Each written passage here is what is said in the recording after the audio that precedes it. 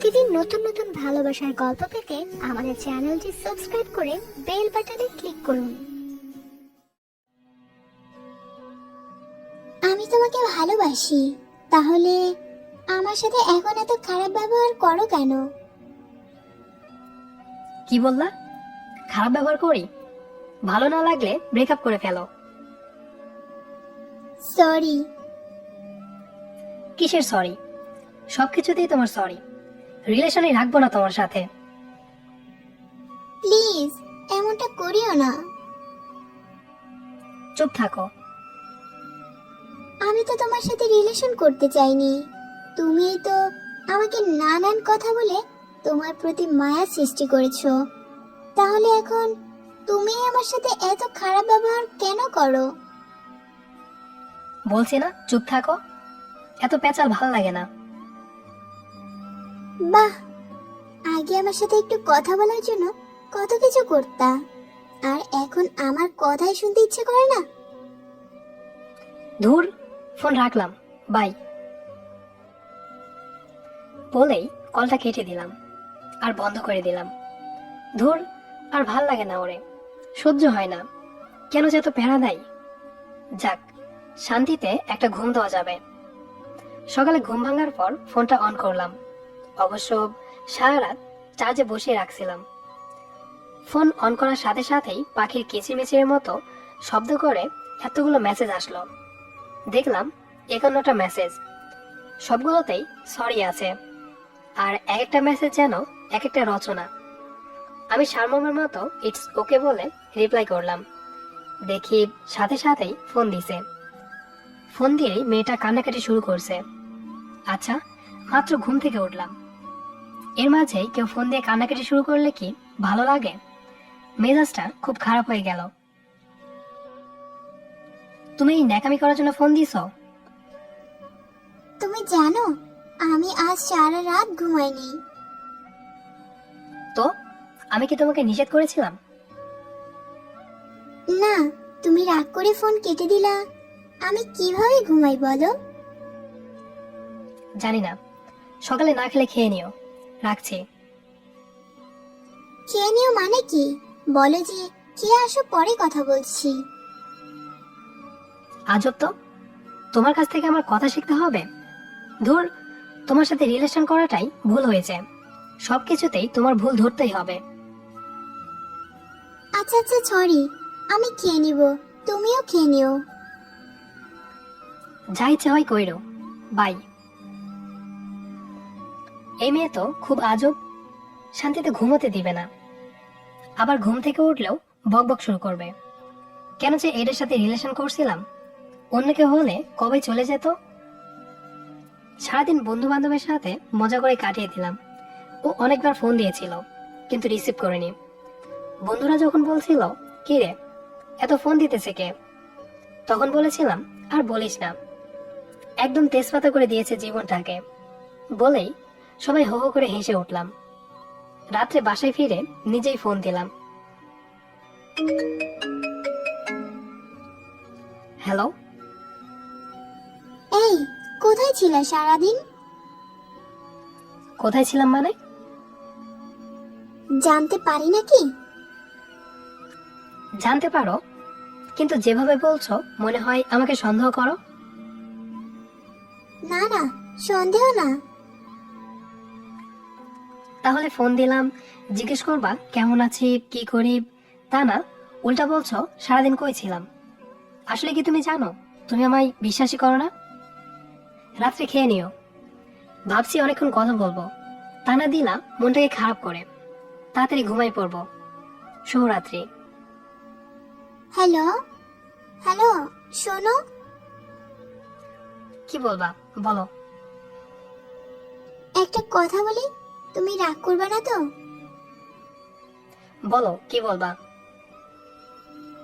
আজ না একটা ছেলে আমাকে কল দিছিল, আমি নাম্বার চিনি না তাই রিসিভ করছিলাম। ছেলেটা নাকি আমায় পছন্দ করে, পরে আমি ফোনটা কেটে দিছি, নাম্বারও ব্ল্যাক লিস্টে রেখে দিছি। এত হাসার কি হলো? ও, এক ছেলে পছন্দ করেছে, আবার ফোনও দিছে, এই কারণে মন খুশিতে নেচে উঠছে, তাই না? ছি, অন্য একটা ছেলের জন্য আমার কোনো খোঁজ নিলা না আজ? তোমায় অনেকবার ফোন দিছিলাম তো। ধুর, ফোনটাই কেটে দিলাম। মেয়েটাকে কষ্ট দিলে মুখে একটা রহস্যময় হাসি ফুটে ওঠে। সবসময় ঝগড়ার সময় ওকে দোষ দেয়, আর ও এতে নিজেকে অপরাধী মনে করে। আর কখনো আমার সাথে রাগ করলে ইমোশনালি ব্ল্যাকমেল করে বিভিন্ন কথা বলতাম, তখন উল্টা নিজেই আমায় সরি বলে। অর্থাৎ দোষ ওর থাকলেও ওকেই সরি বলতে হবে, আমার দোষ থাকলেও ওকেই সরি বলতে হবে। তো এভাবে চলছিল। সবসময় ওকে ঝাড়ির উপর রাখতাম, অন্য কোনো রাগও ওর উপর প্রয়োগ করতাম, কিন্তু মেয়েটা মৃদু হাসিতে সব মেনে নিত। ইদানিং সময় নামক জিনিসটাকে ওকে একদমই দেওয়া হয় না। হঠাৎ একদিন ও বলল ওর নাকি বিয়ে ঠিক হয়েছে। এটা শুনে আমার এত খুশি লাগছিল যা বলে বোঝানো সম্ভব না। বন্ধুদের সাথে পার্টিও দিয়েছি, মনে হচ্ছিল বাঁচলাম। কিন্তু শেষ দোষটাও ওকেই দিব, তাই আরো কিছু ইমোশনালি কথা বলতে থাকলাম। কি, তুমি বিয়ে করে নিবা? আমার কি হবে? আসলে মেয়েরা এমনই হয়, ভালোবাসে একজনকে আর বিয়ে করে আরেকজনকে। তোমাকে এত ভালোবাসার এই প্রতিদান দিলা? আসলে সব মেয়েরাই এক। আমি কি করব বুঝতে পারছি না। তুমি প্লিজ কিছু করো। তুমি প্লিজ তোমার মা বাবাকে আমার বাসায় পাঠাও, ওনারা কিছু একটা করবেন। আমি তোমাকে ছাড়া থাকতে পারবো না। আমি কিছু জানি না, আমি তোমাকে বিশ্বাস করেছিলাম।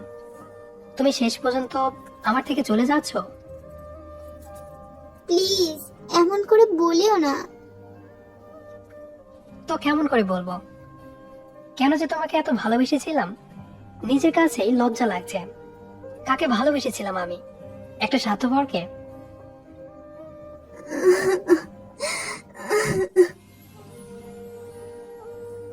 মেয়েটা কাঁদছে আর আমি তো মনে মনে হাসছি। এভাবেই আরো কয়েকদিন চলে গেল। আজ মেয়েটার বিয়ে। ওর বিয়ে হওয়াতে আমি মনে হয় সবচেয়ে খুশি হয়েছি। বিকাল 5টার দিকে একটা ফোন আসলো। রিসিভ করার পর, খুব ইচ্ছে ছিল তোমাকে নিয়ে বাকিটা জীবন কাটিয়ে দেব, কিন্তু তা আর হলো না। আচ্ছা, তুমি কি একটা সত্যি কথা বলবা? তুমি কি আমায় সত্যি ভালোবাসছিলা? হ্যাঁ। তুমি প্লিজ ঠিক মতো খাওয়া দাওয়া করিও। আমি তো তোমার আর খোঁজ নিতে পারবো না। রাত করে বাসায় ফিরো না, কেমন? খুব তো বলতা আমি তোমাকে প্যারা দেই। আজ থেকে আর দেব না। প্লিজ ভালো থেকো, নিজের যত্ন নিও।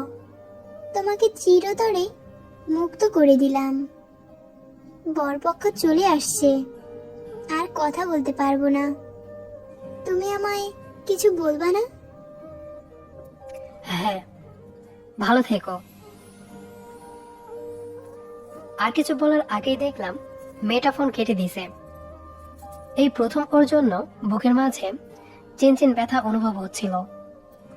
তারপরও মনকে সান্ত্বনা দিচ্ছিলাম। যাক, ভালোই হলো, হাত ছেড়ে বাঁচলাম। আজ রাত্রে আর বাইরে গেলাম না। মনের অজান্তেই ফোনটা বন্ধ করে চার্জে দিয়ে ঘুমিয়ে পড়লাম। সকালে ঘুম ভাঙার পর যখন ফোন অন করলাম, আজ আর পাখির কিচিরমিচির শব্দের মতো কোনো মেসেজ আসলো না। তখন খুব রাগ হলো। ভাবলাম ওকে ফোন দিয়ে কয়েকটা ঝাড়ি দেই। পরক্ষণে মনে হলো ও তো আর নেই। মেসেজ দিবে কে? আমি বা কাকে ঝাড়ি দিব? কেমন যেন অদ্ভুত একটা শূন্যতা অনুভব করতে লাগলাম। মনটা ডুকরে কেঁদে উঠল। যখন দাঁত ব্রাশ করে মুখ ধুতে গেলাম, দেখলাম চোখগুলো কেমন ভিজে যাচ্ছে। ফ্রেশ হয়ে বাইরে বের হলাম। সারাটা দিন কোনোভাবে কাটালাম। আজ সারাদিন একবারও ওর ফোন কেটে দিতে হয়নি, কারণ ফোনই তো আসেনি, কাটবো কিভাবে? বাসায় ফিরে কেন জানি ওকে আরো বেশি মিস করতে লাগলাম।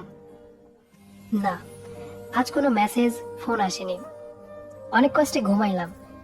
পরের দিন সকালেও সেম ঘটনা ঘটলো। আজ ওকে আরো বেশি মিস করতে লাগলাম।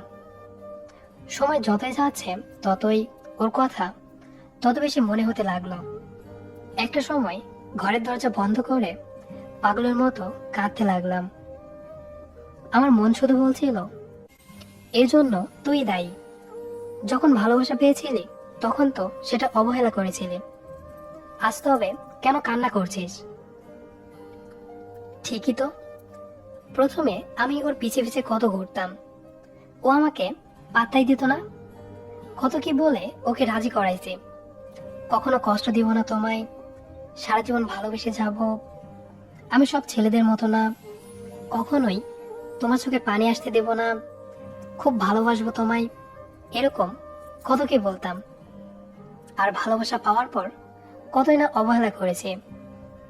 ও আগে আমাকে প্রায় বলতো, ভালোবাসা হারিয়ে গেলেই বোঝা যায় তা কি ছিল। কিন্তু তখন কথাটার মানে বুঝতাম না। এখন বলি, যদি একটা বড় বুঝতে পারতাম ভালোবাসা হারানোর পর আমার এত কষ্ট হবে, তাহলে কখনোই তা হারিয়ে যেতে দিতাম না। এখন মাঝে মাঝে খুব কান্না করে বলতে ইচ্ছে করে, একবার ফিরে আয় প্লিজ। কখনোই কষ্ট দিব না তোকে। তুই রাগলে যেভাবে পারি রাগ ভাঙাবো, কোনো মিথ্যা বলবো না, খুব ভালোবাসবো তোকে, কখনোই আর অবহেলা করব না। প্লিজ ফিরে আয়। তোর সাথে যে খুব মন খুলে কথা বলতে ইচ্ছে করে। এরকম অনেক না বলা কথাই রয়েছে ওর জন্য, কিন্তু ও আর ফিরে আসবে না। আমার এত কিছুর জন্য তো আমিই দায়ী। ভালোবাসার জন্য একসময় সবাই পাগল থাকে, কিন্তু যখন আমরা সত্যিকারের ভালোবাসা পেয়ে যাই তখন সেটাকে আর মূল্য দেই না। অবহেলায় তা হারিয়ে ফেলি। হারানোর পরে বোঝা যায় তা কি ছিল, কতটা কষ্টের। ভেবে দেখুন তো, আপনি চাইলেই বাড়ি গাড়ি সব করতে পারবেন। টাকার জন্য, রূপের জন্য অনেকে আপনাকে ভালোবাসবে, কিন্তু সত্যিকারের ভালোবাসা কি পাবেন? না, পাবেন না। তাই কেউ যদি সত্যিকারের ভালোবাসা পেয়ে থাকুন, প্লিজ তা হারিয়ে যেতে দিবেন না। এখন হয়তো তা আপনার কাছে বিরক্তিকর লাগতে পারে, কিন্তু যখন সেটা হারিয়ে যাবে বুঝতে পারবেন কি হারিয়েছেন জীবন থেকে। এক সময় খুব কাঁদবেন, কিন্তু আর ফিরে পাবেন না। তাই ভালোবাসাকে হারিয়ে যেতে না দিয়ে ভালোবেসে ভালোবাসাকে বেঁধে রাখুন। গল্পটি আপনাদের কাছে কেমন লেগেছে সেটি অবশ্যই কমেন্ট করে জানাবেন। আর নিয়মিত ভালোবাসার ভিডিও পেতে আমাদের চ্যানেলটি সাবস্ক্রাইব করে আমাদের সাথেই থাকবেন। ধন্যবাদ সবাইকে।